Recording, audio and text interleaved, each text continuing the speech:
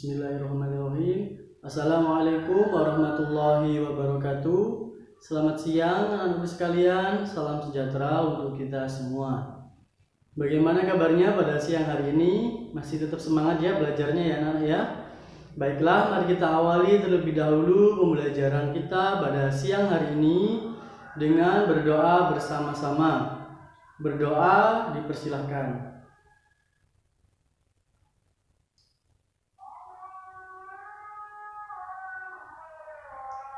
Berdoa selesai, terima kasih anak-anak sekalian. Bagaimana, masih tetap semangat ya belajarnya ya? Meskipun kita tidak berjumpa di kelas sampai sekarang masih daring juga, tetapi saya harap semuanya tetap bisa semangat belajarnya guna mencapai cita-cita yang luhur ya anak-anak sekalian ya.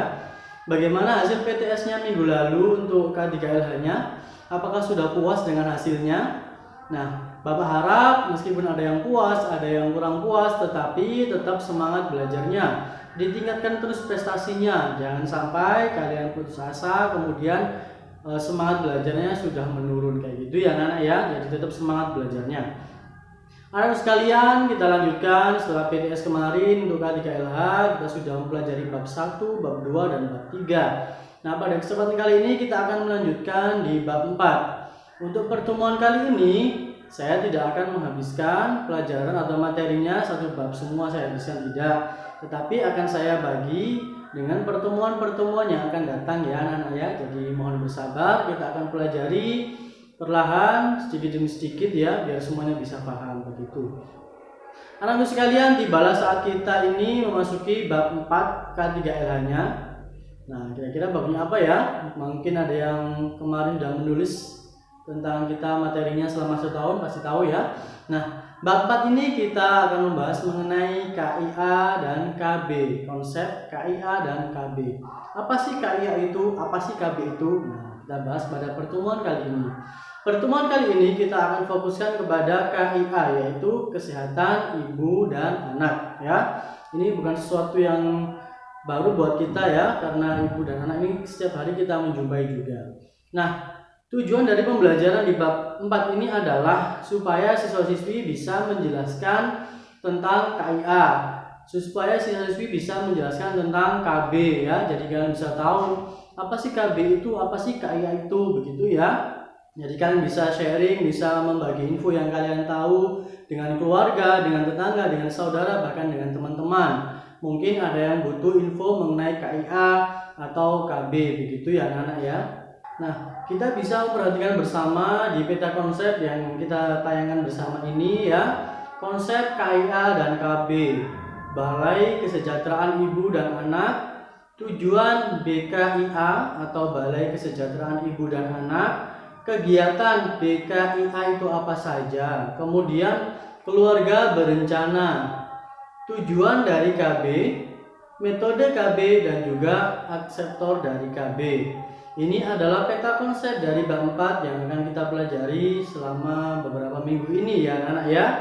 Ini ada satu motivasi dari beliau, tokoh motivator Indonesia ya. Jangan pikirkan yang tidak ada gunanya. Fokuskan pikiran Anda pada yang penting bagi sukses masa depan Anda. Mario Teguh.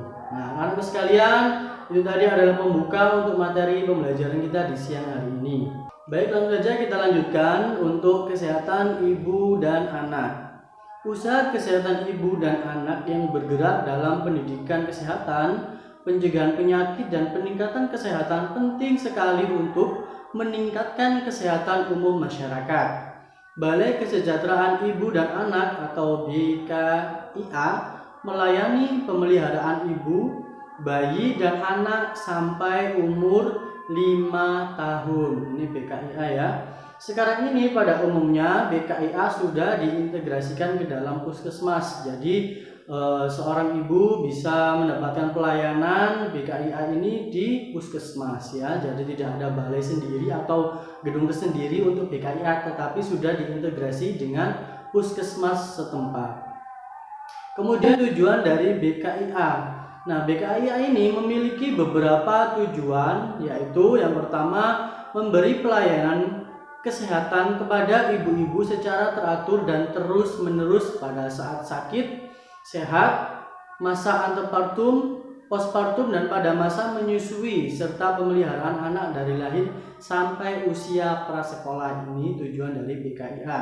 Kemudian yang kedua, tujuan dari BKIA yang selanjutnya adalah memberikan konsultasi keluarga berencana bagi suami istri yang membutuhkannya. Nah, ini ada suami istri kemudian butuh informasi mengenai keluarga berencana, ini mereka bisa berkonsultasi kepada BKIA, Badan Kesejahteraan Ibu dan Anak, Balai ya.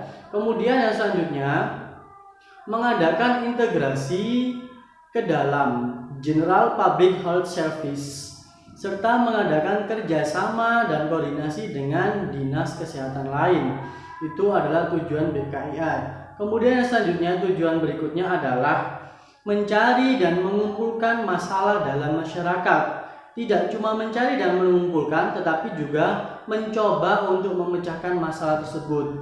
Ini juga merupakan salah satu dari tujuan Balai Kesejahteraan Ibu dan Anak ya. Kemudian itu tadi tujuannya, pengertian sudah, tujuan juga sudah. Sekarang kegiatannya dalam BKIA itu apa saja kira-kira ya? Nah, ini kita bahas bersama anak-anak. Kegiatan-kegiatan yang dilakukan dalam BKIA antara lain sebagai berikut ya. Yang pertama, kegiatan yang ditujukan kepada ibu hamil, ibu melahirkan, dan ibu menyusui. Nah, apa saja kegiatannya ya? Yang pertama, pemeriksaan dan pemeliharaan kesehatan ibu hamil, ibu melahirkan, dan ibu menyusui. Ini termasuk dalam kegiatan yang ada di BKIA, pemeriksaan ya. Kedua, pertolongan persalinan di luar rumah sakit, ini juga menjadi kegiatan dari BKIA ya. Kemudian pemeriksaan dan pemeliharaan kesehatan anak, imunisasi dasar dan revaksinasi, pengobatan sederhana, itu juga termasuk dalam kegiatan-kegiatan yang dilakukan dalam BKIA yang ditujukan kepada ibu hamil, ibu melahirkan, dan ibu menyusui. Kegiatan yang selanjutnya adalah kegiatan yang ditujukan kepada bayi. Kegiatan ini meliputi pengawasan pertumbuhan dan perkembangan bayi, pemberian makanan yang sehat, dan pemberian vaksinasi dasar yaitu BCG, yaitu ketika bayi sebelum berusia 1 bulan, kemudian DPT dan polio ketika bayi itu berumur 3, 4, dan 6 bulan, serta vaksinasi campak yakni ketika bayi sudah berusia 9 sampai 14 bulan. Itu adalah kegiatan dalam BKIA yang ditujukan kepada bayi ya anak-anak ya. BKIA yang selanjutnya yakni kegiatan yang ditujukan kepada anak usia prasekolah. Nah, kegiatan apa saja? Kegiatan ini meliputi pengawasan terhadap pertumbuhan dan perkembangan anak, revaksinasi, dan pendidikan kesehatan. Itu adalah tujuan dalam BKIA yang ditujukan kepada anak usia prasekolah. Kemudian kegiatan selanjutnya yakni kursus dukun. Nah, ini bukan kok terus menjadi dukun-dukun santet, dukun telu, bukan ya anak-anak ya. Kursus dukun ini dilakukan untuk menurunkan angka kematian ibu dan bayi.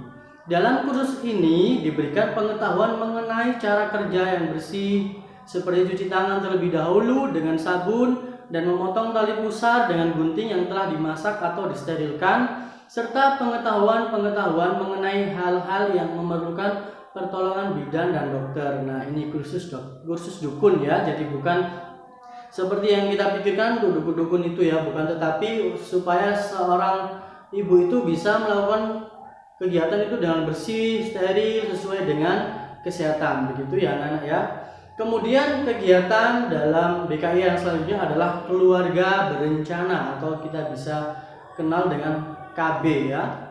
Keluarga berencana bertujuan untuk meningkatkan derajat kesehatan ibu, bayi, dan anak serta keluarga secara keseluruhan dengan sasaran ibu-ibu dari pasangan usia subur atau PUS. Itu adalah kegiatan KB dalam BKIA. Sasarannya adalah ibu-ibu dari pasangan usia subur atau PUS. Baik anak sekalian, itu saja yang bisa Bapak sampaikan pada siang hari ini mengenai KIA atau kesehatan ibu dan anak, mulai pengertian, tujuan, dan kegiatan-kegiatannya itu tadi. Nah, anakku sekalian, untuk tugas kalian adalah silakan bertanya kepada saudara, tetangga, ataupun keluarga kalian yang memiliki bayi ya. Nah, apa yang ditanyakan? Nah, minimal tanya dua ya, kepada dua orang itu minimal tanya kepada dua orang. Tanyakan apa alasan mereka pergi ke posyandu atau mengunjungi posyandu, apa alasannya. Hendak apa mereka di posyandu, itu ditanyakan kepada minimal dua orang ya. Jangan lupa ditulis nama orangnya siapa, kemudian bayinya, nama bayinya siapa, dan bayi itu berapa tahun atau berapa bulan ya anak-anak ya.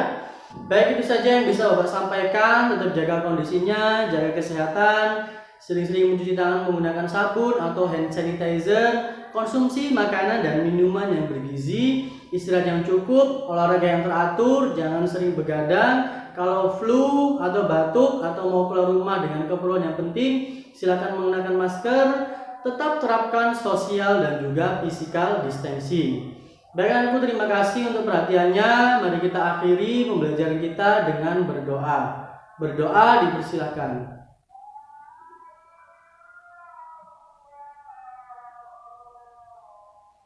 Berdoa selesai. Terima kasih anak-anakku sekalian. Terima kasih untuk perhatiannya. Semoga apa yang kita sampaikan pada siang hari ini bermanfaat untuk kehidupan kita. Kalau ada kurangnya mohon maaf. Ihdinas siratal mustaqim. Wassalamualaikum warahmatullahi wabarakatuh. Selamat siang, salam sejahtera untuk kita semua.